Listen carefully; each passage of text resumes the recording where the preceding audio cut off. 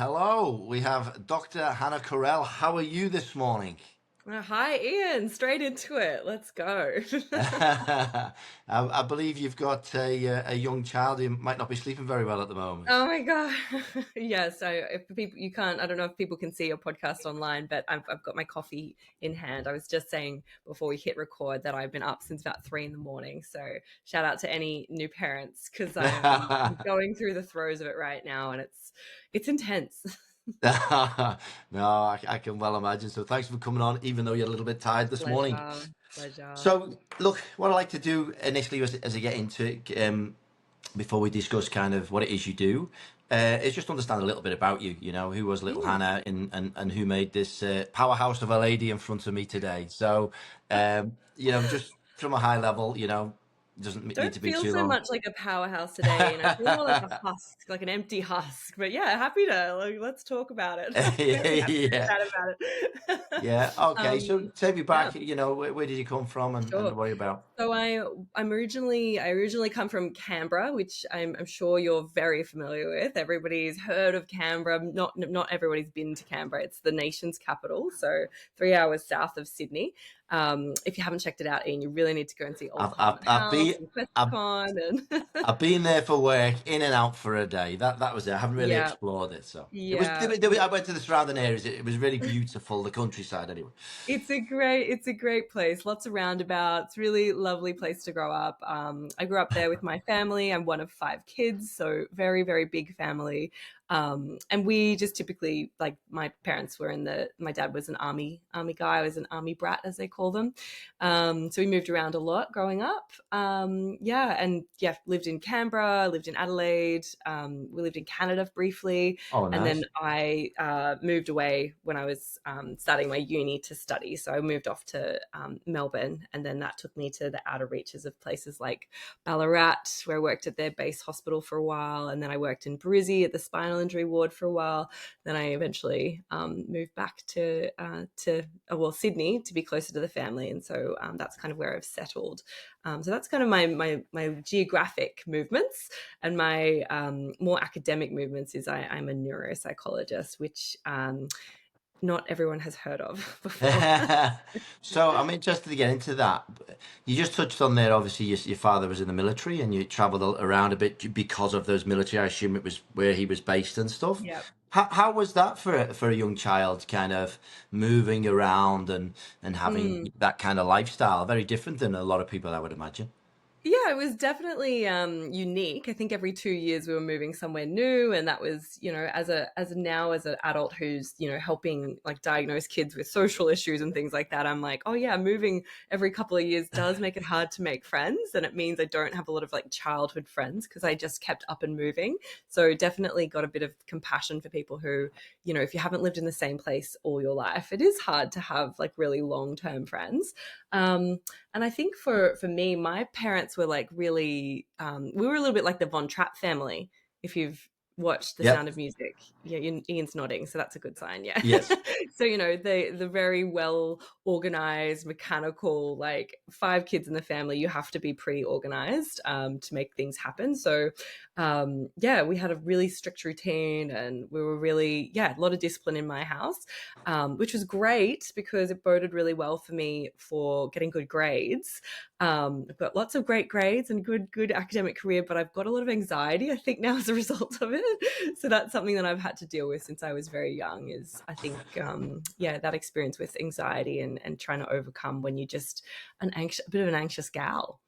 And what do you stem that anxiety from? Looking back for you, what was it that really kind Mm, of triggered those mm. anxieties for you? Oh my gosh. I remember once, Ian, I was sitting in my car and I had received an email from my supervisor. This was when I was in my young 20s. And this is just like an example that epitomizes my experience of anxiety. And maybe people can resonate with this. But I'd gotten some kind of email from my supervisor about, a due date or something. And they'd slightly decided that, we were going to have to bring it forward. And I just remember sitting in my car and just my entire life was just this constant feeling of like it was like the anxiety was always just, I was just keeping my head underwater, and it was just like, it's just up to my chin, and I feel almost like it's about to swallow me up at any point. And it only ever took like, the smallest little like ding, and I would just shatter. And I remember sitting in my car I was on Royal Parade in Melbourne, sitting outside my house in my little Swift, my little white Swift that I drove for 10 years. And I was sitting in the front seat of that car, and I got the ding on my phone, checked my messages. My supervisor had sent me this message to say, hey, I think we should bring the deadline forward. And I just burst into tears. And I remember sitting, on this main street, just crying, wailing in my car. And it was the culmination of like stress, lack of sleep, study, moving away from family. And I remember thinking like, I can't do this anymore. This is just too much. It was just, that feeling like it's always just building up under your, like you could swallow you up at any moment, or you're about to drown in it at any moment. And that to me was kind of the experience of anxiety for most of my life, was just this looming feeling like it's always just in the background. And anytime, something went wrong, or like I just didn't have a lot of resilience, I suppose you could say. I didn't have a lot of distress tolerance. Like it just took a little snaggle, and I kind of fell apart, at least in private, and I felt like I was always having to hold it together. So that was when I decided I really need to practice what I preach. I was studying to be a psychologist at the time, but I hadn't seen a psychologist myself. So I decided, you know what, I'm going to go and see a psychologist. And that's, even though it's interesting being a person who I am a psychologist, but at the same time, practicing what you preach is so different. Like I'm sure you can relate, people who preach about going to the gym but they don't go to the gym, or talk about eating healthy but they don't eat healthy, or psychologists who talk about the importance of seeing a psychologist but they don't see a psychologist. And I just came to this moment. I was 23 and I was like, I've got to go and see somebody about this, and really be the client for the first time, and experience what is this CBT, what is this therapy, how do I get on top of this kind of monster that has just been in the driver's seat for so many years of my life. And it changed my life. It completely changed my life, and I'm so glad that I did it. So that's really interesting. So I'm a big believer that we all experience anxiety on a daily basis. To what level? A lot of people probably who are unhappy don't realize there's like the mechanics of why anxiety is there, and I'm sure there's ways to reduce it. I'll have my ways that I've done for myself, but I know even just talking to you now, I could probably do with more of a deep dive for myself. You know what I mean? Mm, And listening to the likes of yourself, who's in this field, and you went through it. I'm more interested to get into this because I know I could do with a little bit more, because I suffer anxiety on the daily, and mhm. because I think for me it's kind of that I feel like I've almost had that military way of operating that I've done to myself. And I have lists on lists and things to do. And I find like this anxiety monster's always chasing me. It's Yeah. the lists, Mhm. it's the things to do. And if something sometimes goes wrong and I'm tired, and Yeah. I'm maybe not, and my sleep pattern's not fantastic. Sometimes I really get, it's like the world caves in. I go, bah. And Mm, I think as we talked before, even this week, everything kind of was going under me. The anxiety creeped up and I wanted to curl up into a ball. Um, mm, do you believe, how big a problem do you believe anxiety is for people, and how mm. treatable do you think it is for most people? Yeah, well, I mean, great question. And the stats on, I think, any mental health disorder in adults in the world is it's like 1 in 5. So like 20%, maybe 15% of the population in Australia, it's 1 in 5. People have experienced some kind of mental health issue in the past 12 months, and around the world, it's like 15% of the world. So kind of every other person you see is going to have something that's come up. Anxiety is really, really common. I don't think I've ever met anyone who hasn't. I mean, somebody might be very lucky and have never experienced it, but it comes with the highs and lows of life. So it's important, if you don't have the capacity to experience those deep, dark places, it's a lot harder to experience the really high highlights of life as well. So there's nothing wrong with having anxiety. And I think it's we do have a bit of a culture in society where we're not quite ready or not quite able to acknowledge when something's affecting us, because it is a very invisible thing. So, if you had a broken arm, and people would be like, yeah, let me carry that for you, go and see a physio. People don't hesitate to say those things. Whereas if you have crippling anxiety and you've got that overwhelming pressure where it just feels like everything's going wrong, or something really bad is going to happen, or everything's spiraling out of control, and I can only describe it. I keep motioning my up to my chin, because it's just that feeling of like totally encompassing your whole body, this angst, this dread that it almost feels like it's going to swallow you up. That's the feeling of anxiety. And I think it's a very human thing, but we don't see it. You can't see it, and people are quite good at masking it. Social masking, I'm sure we'll talk about that a little later on. But it means that people aren't going to say to you, oh, maybe you should go see a psychologist, maybe you should think about getting some medicine to help with that chronic adrenal, overload that you're in. Maybe you should talk to a counselor about it. We're not the best in our society at recognizing the mental health side of things, but we are very good at saying, have a teaspoon of concrete and harden up, especially in Australia. Have you heard that saying before? No, well, I haven't heard that, but You haven't it heard does that what one? Oh my it God. does what it says on the tin. Yeah, I can yeah, understand. yeah. Keep calm, don't worry, be cool as a cucumber. Like it is very pushed in society to just kind of press on. But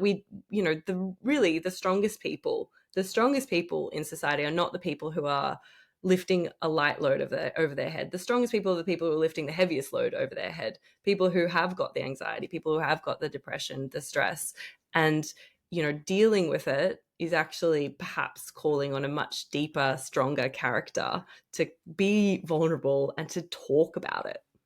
No, I think that's really important. And some of the people I've spoken to, even on the podcast, I've been doing the 6 to 12 months now, and some of the greatest people, the people who've experienced those lows that we speak about, because it is the duality of life. In those depths, you get the experience, you get the lessons, and some of them are really, to be really open, saying, I suffer with this clinically, and I've got a strategy that I tackle every day. The minute I get up, my strategy kicks in, and it keeps my head above water. If you talk about it there, they're keeping it here.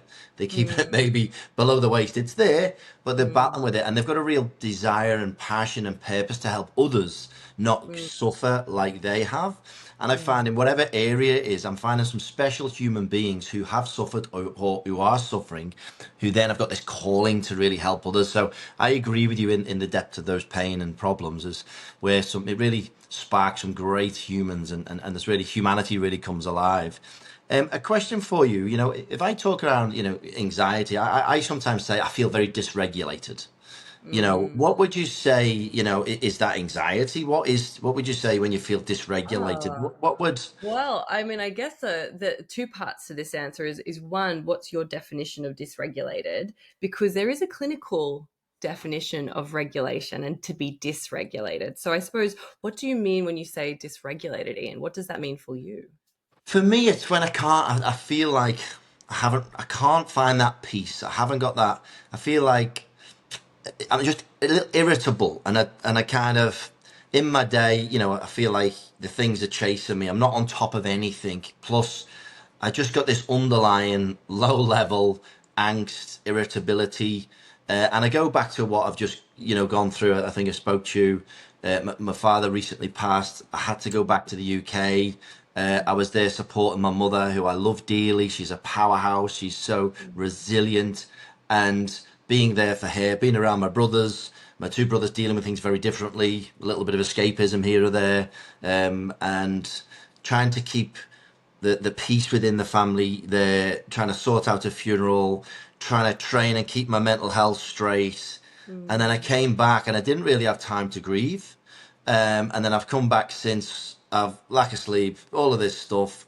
Then trying to question: have I grieved? Should I grieve? Is this grief? When I cry, is that real tears? What's going on here? And I just mm, didn't feel in control of anything. And I was like, I feel dysregulated. And that was the word mm, that came to me, if that makes mm, sense. Now, it's a lot of things mm, I'm throwing out there, but for mm. me, this was probably one of the most dysregulated I've felt for a long time.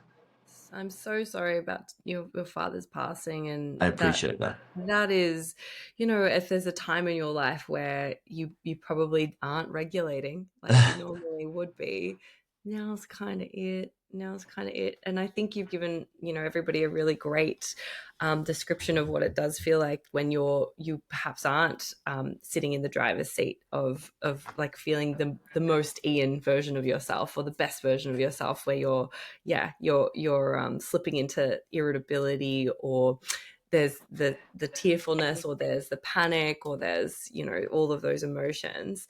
Yeah, That makes a lot of just, sense. and just on one thing. There's some days, and I think the majority of days, when it comes to getting stuff done, I like to think I'm a high achiever. I can achieve a lot of stuff, and I don't feel that overwhelmed. There's because I say there's always a shed load of stuff. I never ever climb the mountain. I just get to the next ledge, the next ledge, and I've kind of been okay with that, and I try and enjoy that journey. When I feel dysregulated, the overwhelm creeps in, Mm, decision fatigue sits in. I don't know what to prioritize next, and that's mm. part of it as well. I feel like usually having that kind of thing of achieving things is part of the thing that helps me out of something like that. But when it's complete dysregulated, the overwhelm creeps in, and that's a little bit for a day or two what I felt in coming back, if that makes sense. 100%. And I think what you're tapping into is now moving into what, like when I use the word dysregulated. So one of the things I do is test people, and I do cognitive assessments, where we look at the different functions of your brain, and we can get an objective measure of, well, how is your attention going? How is your speed of thinking going? How is your executive function going? And executive function is the essentially the cognitive term we use that the frontal lobes engage in. Your frontal lobes are that most advanced part of your brain. It's, the part that's made us the dominant species on the planet, is we've got the most advanced frontal lobes. And that's the part of our brain that that allows you to use your executive function. And executive function is a really fancy word for regulating. If we think about what does executive mean? If you think of the word executive, Ian, what's the first thing you think of when you hear the word executive?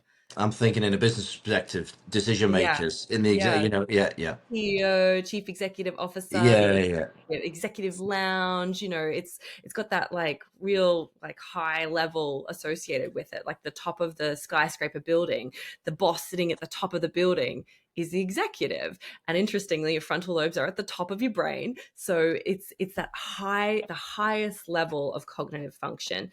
And your frontal lobes don't fully develop until you're in your 30s.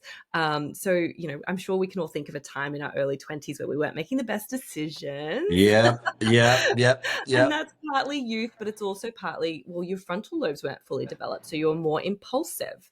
You reacted in the heat of the moment more. You were more taken by your emotions. You weren't able to regulate as much. So you were swept up more by emotions. And the younger we get, the less executive function we have. So think of, I've got a baby, she's 13 months old at the moment. If she's not exactly perfectly right and she doesn't even know what that right is, she's crying, she's wailing. She doesn't have her frontal lobes are teeny weeny. She doesn't have any executive function. She doesn't have any emotional regulation right now. I'm regulating for her. And as we get older, we start to learn to internally regulate, and our frontal lobes get bigger and stronger, and we start to regulate ourselves more. So we can have that impulse control. We don't react in the heat of the moment. We can have delayed gratification and work on goals and start to achieve things in life. Now, everything's a bit of a spectrum. Everything's a bit of a spectrum. So how good or how bad something can be is a spectrum. So when people mention things like, oh, I was a bit irritable, I was a bit down, I was a bit sad, that's not really dysregulated. That's not really it's so clinical that I would say, oh, you're clinically dysregulated. When we're getting to that point of being emotionally dysregulated, that would be more towards the severe end of the spectrum, which people might experience in more acute periods of stress. More acute periods of stress. So, when something situational in life has happened, it might be the death of a loved one. It might be some very significant work stresses. It might be some very significant academic stresses. Maybe you're listening and you've got some children who are going through year 11 and 12 at the moment, and the drop of a hat, they're having a bit of a meltdown. They're in tears. They're not able to regulate those emotions as they pop into their brain. So they're very quick to anger, or they're quick to tears, very quickly upset, maybe a bit impulsive, rushing into things and not thinking things clearly through. That can be very situational in some circumstances for some people, where we just can't seem to put the lid on it, can't seem to breathe through it and have those beautiful frontal lobes kick in and help us to make the best decisions and to regulate those feelings. The second reason why it can happen is because of things like neurodiverse conditions. So, for example, somebody with ADHD or autism, one of the things they struggle with is executive function. We know that it largely affects the frontal lobes, and they can struggle to regulate. So they can have more chronic periods where they're struggling to regulate, and they might have things like daily meltdowns or more consistent dysregulation in their everyday life. So that's that spectrum of frequency. So for a neurotypical person, it might be in times of acute stress, but somebody who's more neurodiverse, it might be more of a daily occurrence that they need a bit more help with. Does that make sense? Yeah, it does, and I think you touch on the neurodivergence there, and it's coming more into society's consciousness, I would imagine, right now than it ever had. A question for you is it just simply awareness of this that is making it more prevalent in society, or are more people now neurodivergent because of things within society? What's your take on that? Mm. Well, very interesting question. And I know this often comes up, and there's often, some fear around like, are we over-diagnosing these things? Are we, is it just in vogue at the moment? I often have people saying to me in the clinic sometimes, oh, am I just following a TikTok trend? Do I really have ADHD? Does my child really have it? Or are they just copying the other kids in class? And what I can debunk immediately and straight away is, um, no, what we're finding is that the rates or the incidence of autism and ADHD are not increasing relative to the population size. So it's all staying quite consistent. And where we think there's an increase, it's actually associated with better detection. So it all makes sense in context. So when the studies have actually factored in population increases and changes to our diagnostic criteria that make them more accurate and more excellent and make us detect things better, that's when we have seen a spike in diagnosis or an increase in diagnosis. But it's always stayed relative to the population size. So, for example, autism affects around 1 to 4% of the population, and ADHD in children affects about 8% of the population, and adults, it actually gets a little bit less. It's more like 2 to 6% of the slightly less as they get older. And that stayed pretty consistent over time relative to the population. So I suppose for any parents or people listening who might be thinking, am I imagining it? Is it just in vogue at the moment? Is this just the current in thing to have? Maybe they're just making it up. Probably not. We are better, and our awareness is better. And with better awareness, it means people are seeing symptoms inside themselves, so they can go, oh my gosh, maybe someone's listening right now and they go, oh, I think I'm a bit dysregulated, or I think I have anxiety, or oh, I think I have ADHD, I think I have autism. We are getting more educated as a society, so we're able to detect it more. That's great. And obviously, with the work that you do, if I can put it on, just conceptualize something from the work I do. If I'm working with some men who are going through some crap, and they're feeling like shit, and I've run men's circles, for example, where I'll stand up first and I'll say, right, this is me, either something I've just been through recently or something I've been through the past, something I've cocked up with, something I haven't behaved very well with. We talk about when I was younger in my 20s, behaving like a bit of a dickhead, and, calling myself out, or saying I'm feeling, something, sharing really vulnerable. I feel like it's almost a collective healing just in that share. People go, oh, it's not just me. And Mm. that is massive in itself, that people go, okay, now we can start working this. Because people, you talk about that mask, a lot of people are wearing the mask for whatever reason, multiple reasons, about whatever we were talking about. But do you find that when you are engaging with parents or children or whoever you're dealing with, that once you kind of connect and they kind of go, oh, this is what it is that like a big step towards, Oh. helping improve the situation? It can be huge, Ian. That's usually where we have the light bulb moment. And it's so empowering for a lot of parents or individual partners of a person who's got ADHD, who finally the penny drops and they understand they weren't being lazy. They weren't being dumb. They weren't doing it on purpose. They genuinely are a square peg in a world of round pegs and they're wired differently. They couldn't help it. A parent who finally realizes or finally learns that the child, wasn't being naughty and wasn't doing it on purpose. They couldn't help it in that moment. Their brain was stuck. They were in fight, flight, freeze, or having a meltdown. They didn't have that beautiful frontal lobe to tap into. They couldn't help it. And that's why, they reacted the way that they did. Or even older people who perhaps have spent their life, the oldest person I've assessed was in their 60s. And I diagnosed her with ADHD. It was quite clear. And she'd spent her entire life thinking that she was lazy, dumb, unintelligent, weird, too much, too much. And when I said, actually, you have ADHD and it's pretty severe ADHD. You're beautifully intelligent, creative. Often it goes hand in hand with a very, very intelligent person because they have to be wired a little bit differently to be that real 1 in 100 bright spark. But she also, she had crippling disorganization and she was a bit of a hot mess sometimes and she was all over the place and she'd spent a lifetime apologizing for always feeling too much and trying to have oscillating between putting on this filter and then getting really excited and passionate and the filter slipping down and then spending days, months, years feeling embarrassed and replaying those moments in her head of what she'd said Oh. or done. So that poor woman really just being told you are genuinely different and this world was not made for you. It's incredibly validating, incredibly validating. What you pictures coming to me as you're describing this for humanity, and I go back to school. So if I look at school, and I know I learn differently from a lot of people. I like to talk and visual. I learn, if I'm on a whiteboard, things flow for me, and I can be creative. And then I'm talking to people about the same thing, and I get energized by it. But I struggled to study, to just write, and that wasn't me.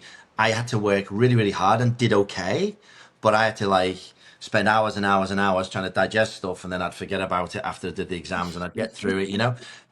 I Oh, so I've got a certain way now in school. I think it's how many people are not being diagnosed with different ways of we're all oh my bespoke, God. Yeah. and therefore if you look at that 60, how old was that lady you engaged with, 60 60s. in the Yeah. 60s. What you've got the ability there, or what would happen is there'll be a shed load of traumatic experiences that would happen to that person in their 60s that then would have affected a lot of people around them, that creates all of this traumas that then has to be healed if we ever get to that point. But Mm, if we get to the bud stage in schools and get to children, um, and whatever it is, ADHD, autism, or you just learn differently. You're different. mhm, There's 10 people in a room, and all 10 of them might learn slightly differently. That we have to. It's like, I've run large organizations. I'm a leadership coach in business. Now, if I'm in a business, I know I've got to deal with Hannah slightly differently. That I've got to deal with Ian. That I've got to deal with Eric. That I've got to deal with Charlie. I have to deal with these people differently, and I've got to understand them and to get the best out of them. Now, the worst leaders just have one generic approach. It's my approach.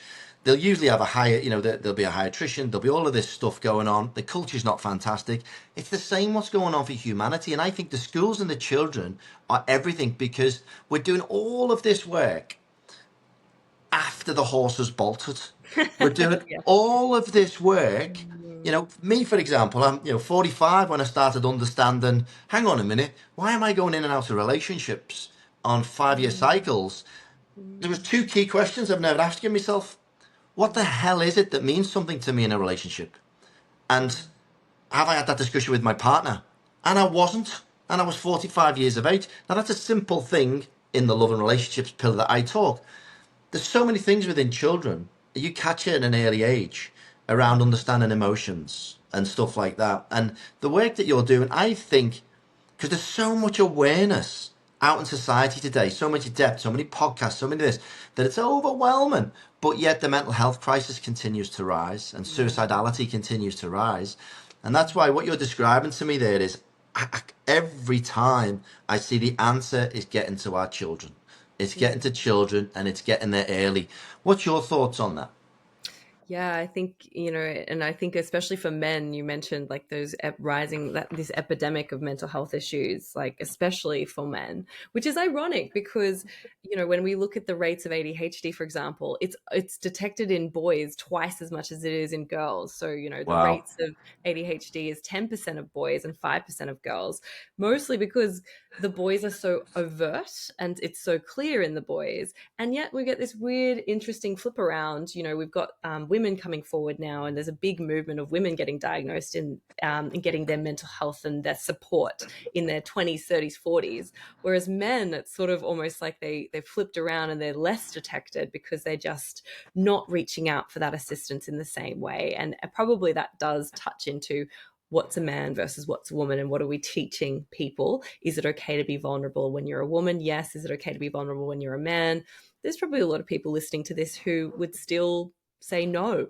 They would probably still Preach. say no deep down. They don't feel like it's a sign of weakness, or it's not okay. It's not okay to cry. It's not okay to be vulnerable. And yes, that all of this, I agree. It does come back to, if we can catch it early, we can teach it early, we can destigmatize these things early. And what, from the research I know with my studies and my PhD, and I'm listed in the DSM. My PhD is in the DSM Wow. for referencing for the associated features of ADHD. So hopefully this carries a bit of weight when I say it. But we know that the earlier we detect things, the more effective those interventions can be.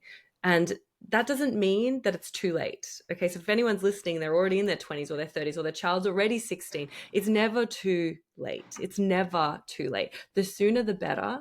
And even if you are starting in your 30s, even if for the very first time in your life after this podcast, you go and you call your GP and you book in a mental health plan to see a psychologist, and maybe you're in your 50s or your 60s or your 70s, it's never too late, and you will see a benefit and improvement from that. 100%. And a couple of things there. Um, the stigma around people still on this pod, listening to this now will kind of say, yeah, it's not, you shouldn't share because yeah, there's a friend back in the UK when I went back, and I said, saying to a friend of mine the other day, there was two things that I got out of well, there were several things that I got out of going back. Some beautiful stuff, which was how in times of bereavement and loss, how beautiful humanity can be, and Mm. a lot of people reaching out to me. A lot of people showed up I haven't spoke to in 20 years because I knew them and I had a deep rooted, like it made me look at community, and I almost could see culture and community like deep rooted. And I was like, going back to my hometown, it's very much a culture, a community. It's Liverpool, is the town. Um, and I could feel it. You go into the local. It was funny because I drive for petrol. Now I live in Sydney, multicultural. I love it. I love going to the beach, and I'm mixing with diverse cultures. And there's a lot of the Brazil. One day I'm talking to Brazilians, the next I'm talking to Italians, and I'm like all these cultures, and I get so much enrichment from that. But also equally, I went back, and it's like. I went to the local petrol station. It's like, hey Tom, and you see all this community coming through, and it was beautiful, and that loving that I got actually brought me to tears. Men telling me that they love me on messages and I'm here for Mm. you and stuff like that. I was like, that was very, very heartwarming. On the flip side of that, certain men, as you say, one guy says, "Oh, I've been seeing what you've been putting out there." People who maybe aren't ready to share. And he goes, "Oh, I disagree because." I think if you talk about this stuff, it just makes it more real. I think you should just crack on, move on, and go on. I'm like, oh, I'm not here to, get into those deep debates with people in the short spaces I've got with them. But for me, there's a time to be stoic, and there's a time to move on, and there's a time to share. And if you're just going, for me, it's not about people talk victim mentality. And there was a certain person in my world in the UK who is very much that, I would call that energy vampire, who wants to tell everybody their problems, but they're never going to take any action, and they want affirmation about how they're behaving. And then I use the analogy: they go over, nibble on one neck, drain that person, do nothing, find another neck, Oh, nibble on that neck, drain that yeah. person. And it was somebody close to me, and I found that was a massive dysregulation for me, because they were in my circle quite a bit. But then there's a difference between someone sharing and saying, "Hey, I'm having a really bad time," and just somebody who they care with and share, and it's incredibly healing.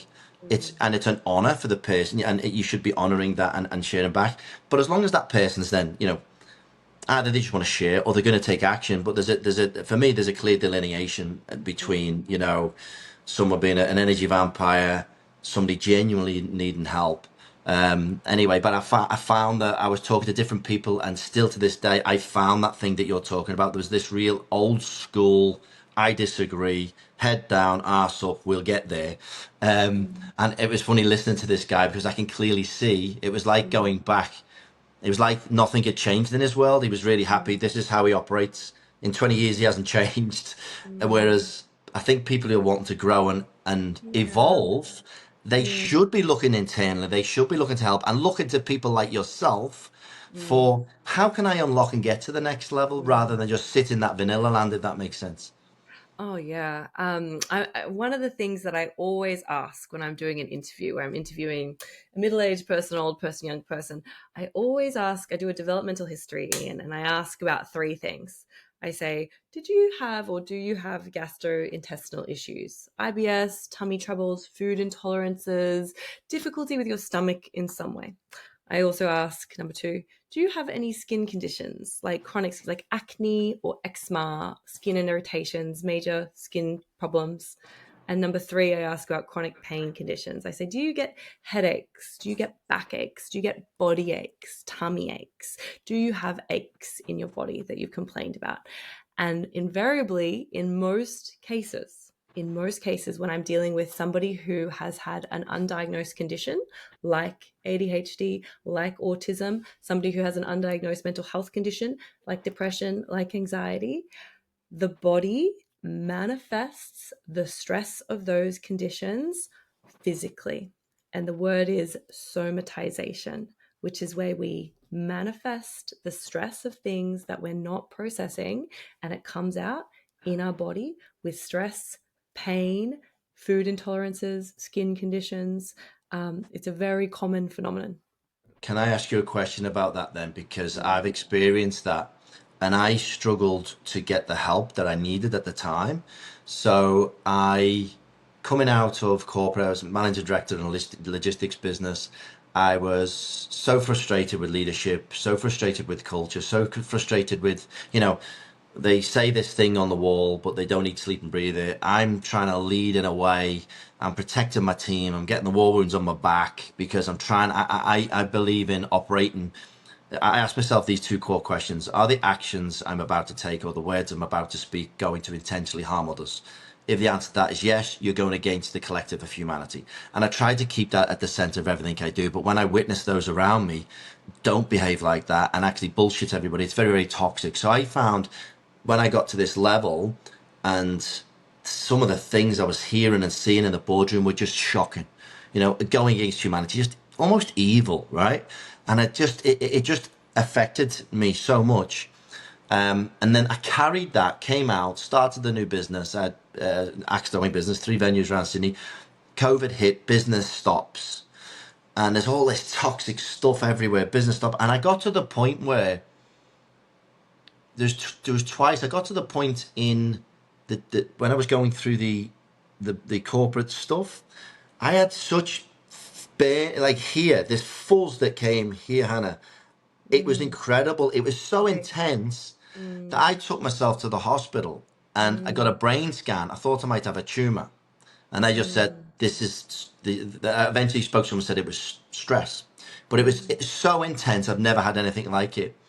The other time when I was angry, my jaw locked, mm, completely locked. I couldn't open, I couldn't chew properly. So when you talk about manifestation, I've no nobody has ever spoken to me about it. No one's ever said, yes, that's what it was. but I could physically feel this when I was thinking about the things tighten. Now, am I imagining that, or is that real? No, 100% these things can be linked. There's some great books on it. There's Bessel van der Kolk's The Body Keeps the Score. That's a really beautiful one that people can check out. I will say, as a disclaimer, it does talk about trauma as well, and how early trauma can then present later in life in different ways.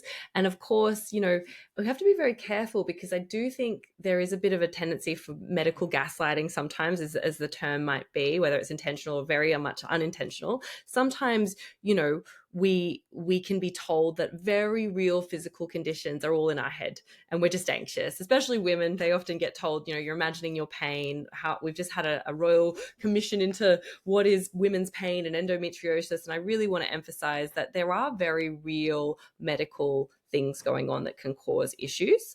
But what I want to kind of put on the table, and what I often are flagging with clients who, when they come and see a neuropsych, there's about 800 neuropsychs in all of Australia, right? So there's not too many of us. And of those, not all of them specialize in ADHD or autism like I do. It's a rarer area. So it's probably taken some steps for you to come and see me. If you're sitting in front of me and we're doing an interview, you've probably tried a few things and you found that traditional things are not working for you. Neurotypical strategies have not really worked.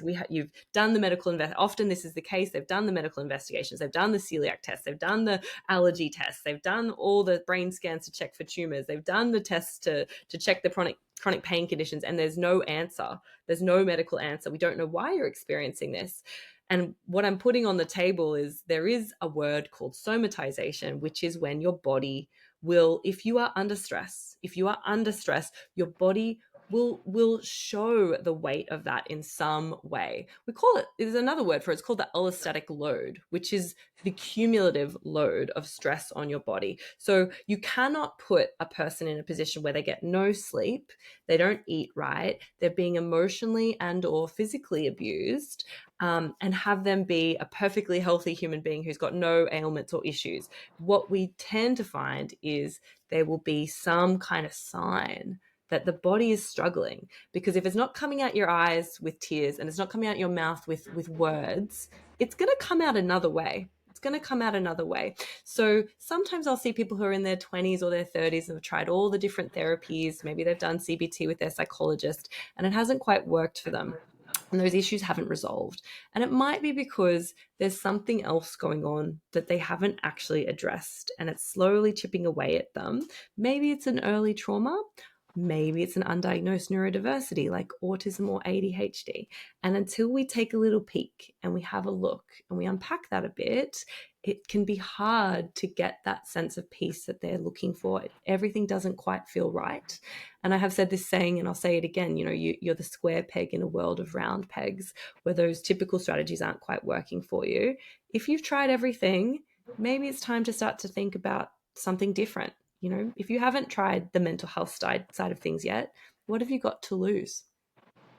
Yeah, really interesting. And I look at it now from a work perspective. We were just touching on work, business, and I do stuff within the kind of corporate world, leadership workshops and wellness stuff. And if you're talking about the percentages of, I think you said up to 8% of people have these kind of ADHD, autism to the level that you're talking about. Imagine the impact, that it's having in the workplace. Imagine kind of, lack of productivity because people don't understand themselves aren't dialed in to the way they can. And the question to you is, what's the impact of the great work that you do and maybe others in your field? How what does it mean to those human beings who then understand, but then go to the work? What changes in their world? Good question. I love this. Neurodiversity in the workplace is definitely an underutilized area of absolute strength. And I would say the smart employer will figure out a way to harness these amazing square pegs, these unique people. Because if you have often, somebody with, like, say, autism, for example, I have seen the most incredible people who have like savant like IQ. They can see patterns, they can read numbers, they have this incredible ability to do this expert work, people with ADHD who are the most creative, intelligent, beautiful thinkers who will come up with that solution that nobody else thought of because they're thinking about things on another level in a different way. And yes, they might have some drawbacks. They might have some social difficulties. They might have some organizational difficulties. There might be some attention to detail difficulties. But if you can learn to harness those strengths and ameliorate those weaknesses, you can have the most incredible workforce that can really push you to another level in your business. So there are some amazing avenues for employment of people with neurodiversity. It is difficult because declaring that you have a neurodiversity in a work setting is something that not everybody feels comfortable with. Sometimes people will stigmatize it. So it's one of those things that it is, it's a case by case basis if you tell your employer. And I would encourage people to think about talking to their psychologist about that before they disclose that information. Think about the pros and the cons, who you're going to tell, how you're going to tell. But I will, to answer your question, I think that, that if you harness a person's strength, and you as an individual, we all have strengths and weaknesses, Ian. If I tested you today, if I did an IQ assessment, that's what neuropsych testing does. We can give you your IQ score. That's that intelligence quotient. That's that number of how smart am I on these traditional tests. It's not the be all and end all, but it's the best test we Not, have not, not in very. if we did that assessment, everybody has highs and lows. Everybody has what we call an idiosyncratic profile, unique to you. There's things that you're going to be good at, and there's things that you're not going to be as good at. There's going to be your relative strengths compared to Ian and compared to the population. Oh, Ian's really fast. Ian is really, really fast. In his own profile, he's very quick, he's very fast. And also, compared to all the other 45-year-olds on the planet, he's also really, really fast compared to them as well.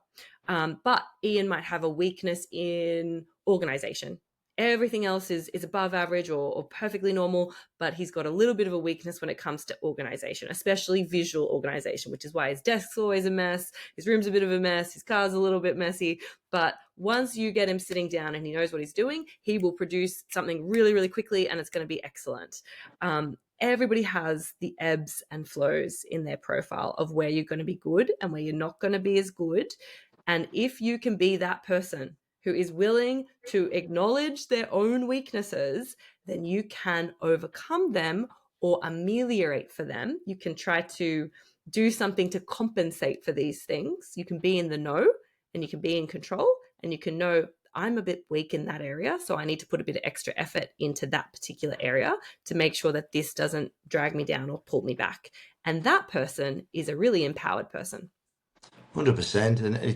And you touched on there before. It'll take modern, forward-thinking, strong leaders to start looking at this, and who are courageous and brave to kind of go in and say, okay, I want to understand who's in my team. I want to know what makes them tick to that level. If I've got some of these, superstars in the making who are under there, who might be doing 50% of crap that is slowing them down, that they hate, which is bringing that, we're going to show the wrong side of them. Let's really focus their energy in here. And, from my perspective as a leader, in large organizations previously, I would just surround myself with fantastic people, and I would identify straight away, because I'm a leader. I don't really like, you talk about detail. I don't like reading shed loads of stuff. I don't. Mm. I say summarize it. Tell me where we are. I can tell stories. I can read patterns in people. I can talk to somebody within a few minutes, and I can almost understand their history. I can almost start telling a life story, but I don't know what it is. I see patterns, but there's other things that I'm just like, if somebody gives me a book, it just it almost triggers a bit of anxiety in me. So I would surround myself with people who would compliment me, but I would look at people and I'd say, I'd watch other people. Say I've come in to transform a business, and I've watched the business previously, and I'll look at these team and I go, you're not using your players right. And I'm like, this person here, he's fantastic with people, and he loves this type of thing. But yet, because this role profile says you have to do all of these things, they get forced to do all of these things. Whereas I'd say, no, no, no, I'm just going to change these role profiles a bit.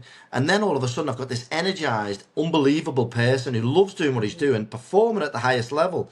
And I'm switching things around into other people. And I think good leaders do that naturally, but I think to your point, I'm not hearing many people talk in a workplace about autism, ADHD, neurodivergence, and Mm, it could be that next level that gives people an mm, edge hmm. because there's going to be a I mean, there's going to be a high percentage of people in there, right? yeah, I mean, there is an organization called the Sunflower Organization, and there are some people you might see them, and now that you know about it, this might raise your Be awareness the for yellow car. listeners. Yeah. So if you see somebody wearing a sunflower, often they might be wearing a lanyard, or maybe it's like a little pin, and it's a sunflower. The sunflower is a sign to other neurodiverse people and people in the know that that person has a neurodiversity of some sort, and it might be autism, it might be ADHD, it might be something like a specific learning disorder, like a dyslexia, for example. But that's a signal to others that I have a neurodiversity, and that is my marker, so that that person can be a bit more aware that maybe if they perhaps didn't say hello, or their social greeting was a little off, or it was a bit awkward, or they were a bit excited and they dominated the conversation, to give them that little bit of grace and leeway, because they have a lot to offer. They really do. And if you can be a little bit patient with them, give them that benefit of the doubt and hang in there, then they can produce some really beautiful, incredible work.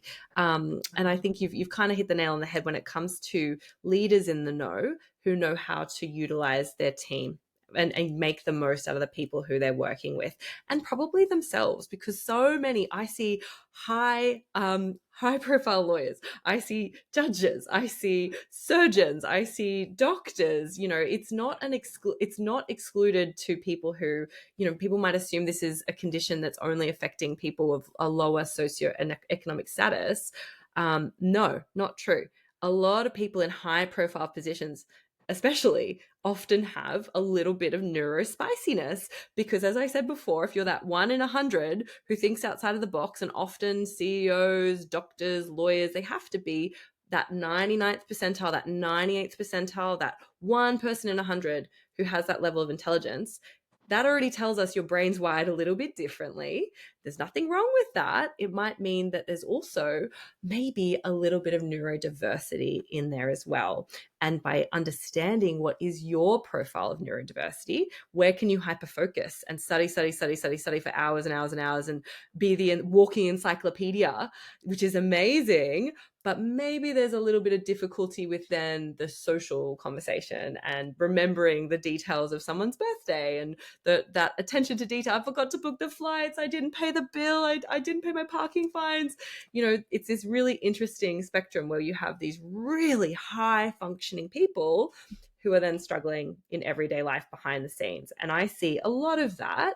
And as I said before, we're learning more about what is autism, what is ADHD, and how it affects people. And we're learning, just because you're a doctor or a lawyer or a CEO doesn't mean that you're too smart to have these conditions. In fact, it might also indicate you do have them. So if you're listening to this and this is resonating with you, maybe it's something you can have a little chat with your GP about, and think about a referral to talk to someone about this.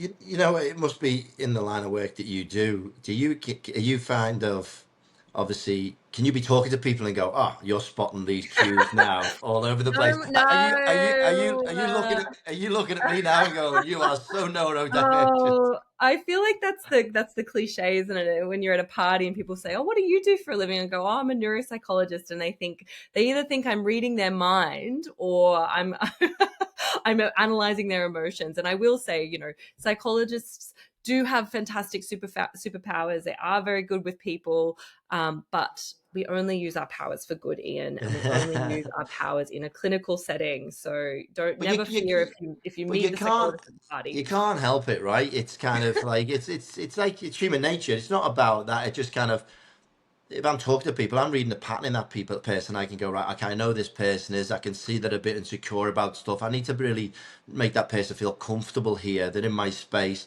Oh, and I'm gonna behave in a way that makes them feel comfortable to be able to remove the mask, for example, because most people will feel uncomfortable, whatever it is. So I can read people. I find my superpower is to make people be as authentic as they possibly can with me as quickly as they can. So, and then I'll usually be vulnerable, so they be vulnerable back. And I think that, so I'm watching people and what do they need to be able to do that. It Mm, actually used to help me in the actor own business that I used to run, for example. I used to come in and there'd be you say there'd be 20 people, and in the early stages I actually got in and before we scaled it and managed it a bit and stuff, and I'd see 20 different people and they'd be throwing the axes, and then I would watch one person really be unhappy for whatever reason, uncomfortable, shy, and then it would affect the collective group. Now we would have a corporate team in there, and it was really important that they all enjoyed this experience for the from a business perspective. So I was constantly looking, oh, this person needs this person. It was like every single day, it was hyper focused on You're a bit what of an empath. yeah, who's who in the zoo. I can feel it, and then I just go over have a little. This person needs this. So Mm. it once you've kind of done that many times, it's just natural. It's what you do. So that's what I'm saying. And how easy is it for a diagnosis? How easy is it for? Oh, great question. We could do a whole podcast on just this topic.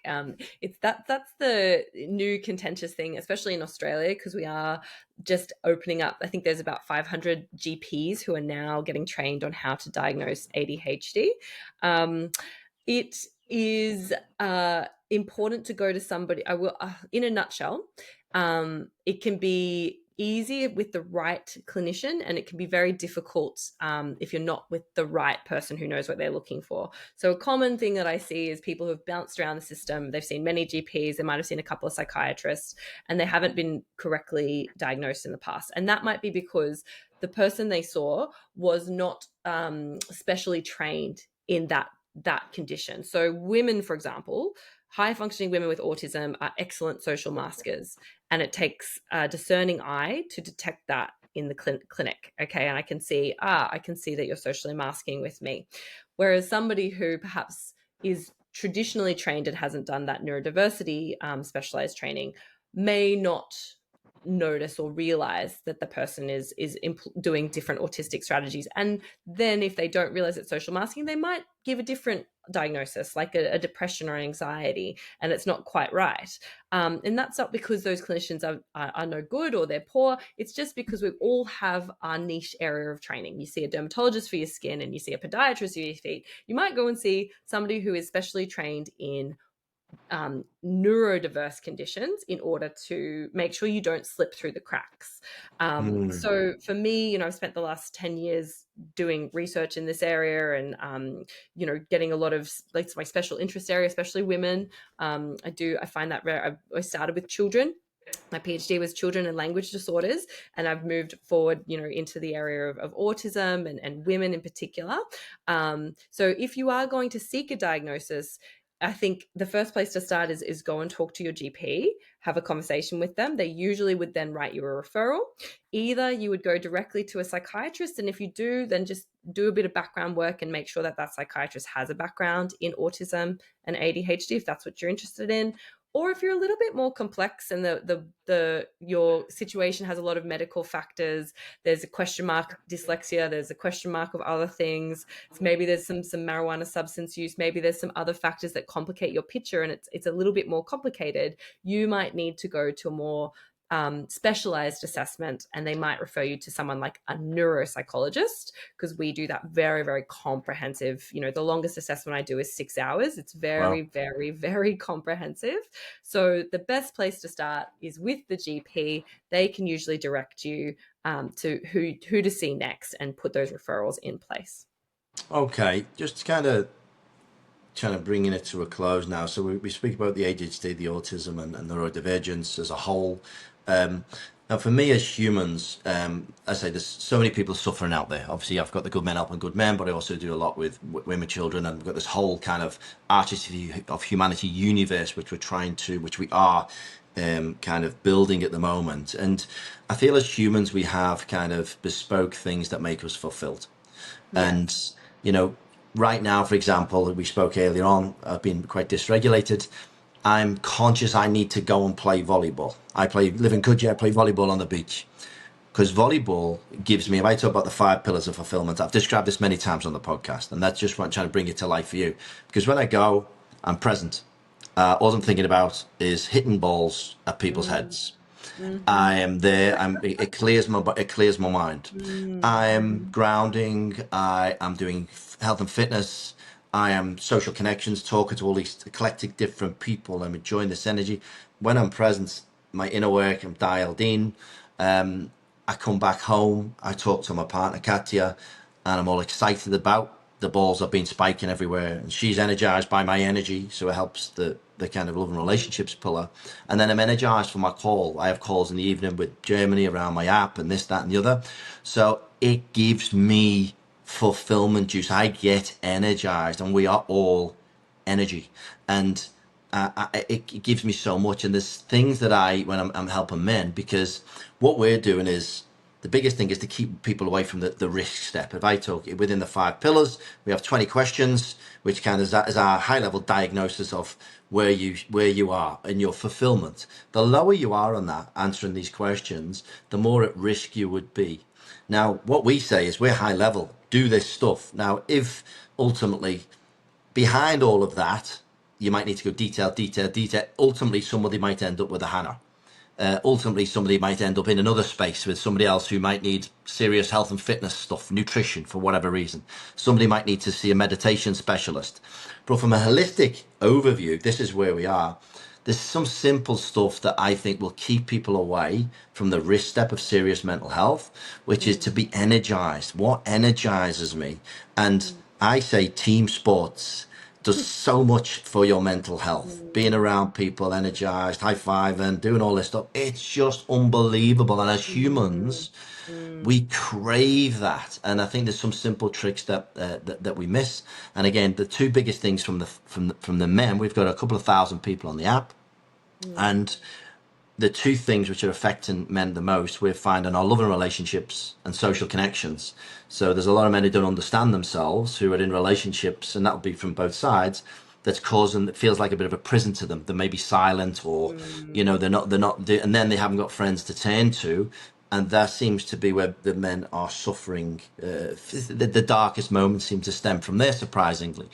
So, from your overview, from a human perspective, not just in your area of specialty, what do you think are some of the key things that do keep us more fulfilled? What do you think is something that we should all kind of look to when we're struggling to get us away from those risk steps?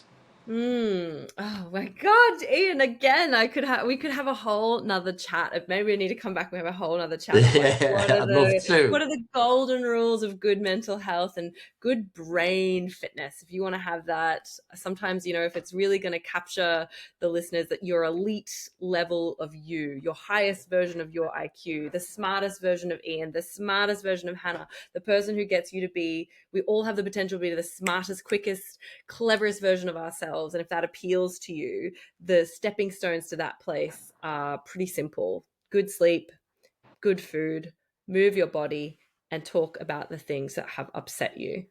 And I think that last one is probably the hardest one to take seriously and to be brave to do. So I suppose, in a nutshell, simple step is, if you are listening to this and it's triggered anything for you, and you think that maybe you've got anxiety, maybe you're emotionally dysregulated, maybe you have some social issues, maybe whatevs, if you if you take any of this seriously in this moment, in this time, harness this momentum, book in with the GP, go and get the referral and have a conversation with a psychologist. That 1 hour conversation is probably going to change your life. Start that process, get that ball rolling of a little bit of internal reflection, so that some of the things that have been sitting inside of you and that might be manifesting with insomnia, stress, pain, skin conditions, tummy aches, all those things we discussed, if you start to open that little box up and let some of those things out, then you will start to feel better. So for me, easy one step. I think I see a psychologist. I love psychologists. I'm a big fan of psychology. Obviously, being a psychologist, that would be my take home today. Is, if you've ever thought about it, if you've ever wondered, today's the day. Book it in, see what it's like. Go check it out. There's absolutely no harm. It can only bring good, and give it a go. So give me those four things again. I love them. So that Good that was sleep. really powerful. What are Hannah's What's the hacks? 4 point hack to a Oh my more gosh. fulfilled life? Easy to say, not easy to do. You need to get good sleep. If you're not sleeping, you need to get on top of your sleep. That is when your brain cleans itself up. It's the thing that staves off dementia. It's when your neurofibrillary plaques and tangles get cleaned up, when you have that beautiful sleep. And that means good sleep when you go to bed, staying asleep, and early morning. So the whole gamut of sleep, not just, you can't just go to bed late at night and then sleep all day. You need to have healthy sleep hygiene. Good food, you need to feed your body. Your body has to have certain foods in order to make neurotransmitters that make you happy and feel well. So you need to have a good diet. Um, Physically moving your body. So you're supposed to move your body for 30 minutes a day. I don't know about you, Ian, but I'm certainly struggling on that one. Does rocking a baby count for like endless hours a day? And the last one is letting the things out. Out. There's a little box inside of you, and that little box is going to manifest or somatize those things in some way, whether it's staying awake, not being able to get sleep, skin conditions, tummy aches, body aches, some kind of somatizing of your body and your mood. It's going to come out in some way. So be in control of how it comes out. Let it come out through your mouth, through words, in a safe, supported environment, rather than coming out in some uncontrolled way that you don't get to choose, because it will come out. So be in control of, be in the driver's seat of your mental health. Talk to someone about it. And the best person you could possibly talk to, if you've enjoyed listening to me today, I'm a psychologist. We're very good at what we do. Maybe check out a psychologist and do something for your mental health. It'll be the greatest gift you can give yourself. What a beautiful way to end. Love those 4 points. Couldn't agree more. Amazing chat. Thank you very much. Thanks for having me. Thanks so much. No, And the Artistry of Humanity podcast. Love it. Love being a guest. Would love to come back again. amazing. Thanks, Hannah. Cheers.